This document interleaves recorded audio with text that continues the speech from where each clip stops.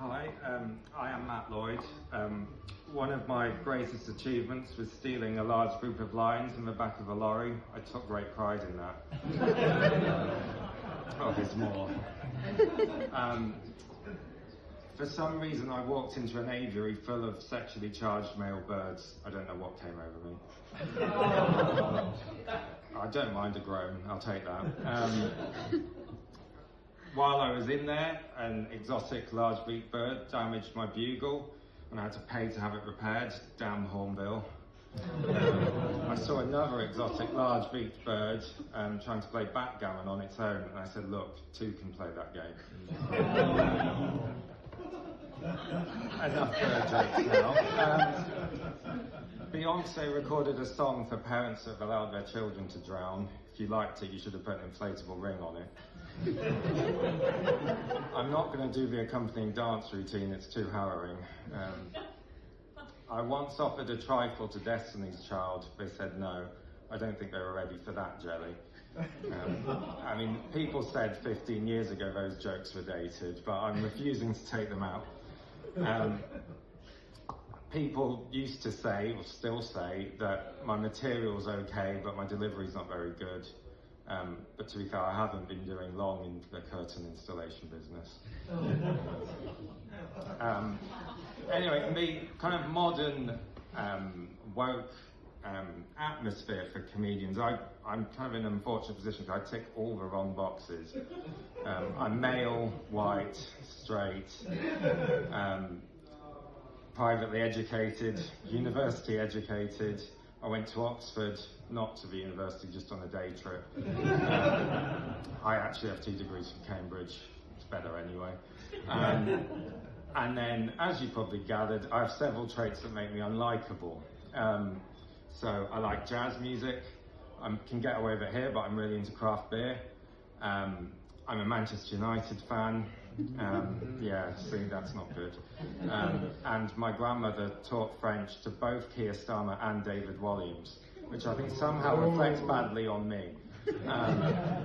And also, as a profession, I'm a vet, and vets used to be quite well liked, but now, no, vets overcharge, they profit out of killing your dogs and cats. And I often get told by people, oh, you never see a poor vet. Which is true, but you also don't see many poor solicitors, dentists and doctors roaming the streets, where everyone seems to give them an easier ride currently.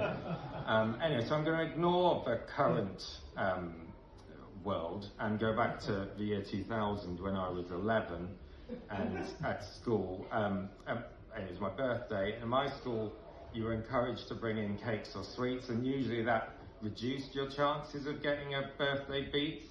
At the time I was a prime candidate for a heavy beating because I was small, geeky. Some people used to say I resembled a small rodent. I'm not going to say which small rodent because it still hurts.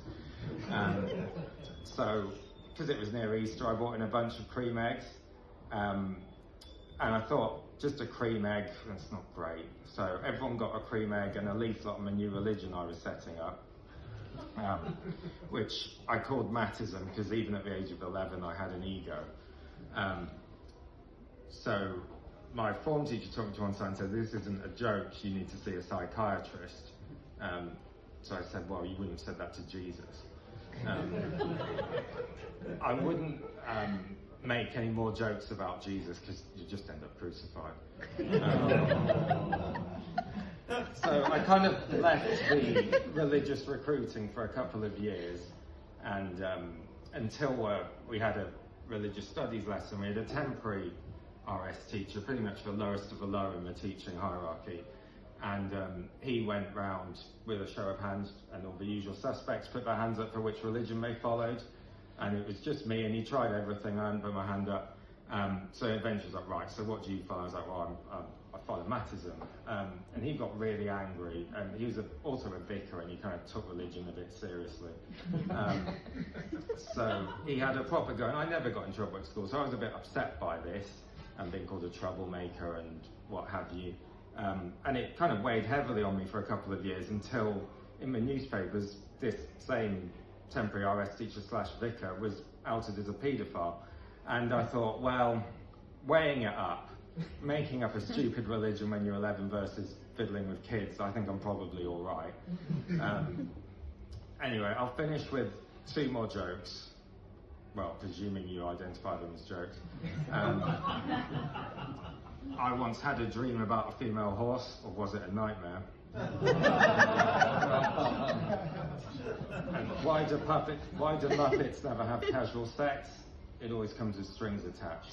That is a valid joke. Some people said they're all hand puppets, none of them are operated by strings, but it's not true. A small minority are operated by strings. So it is a valid joke, and with that I leave you. Have a good night. I'm Lloyd.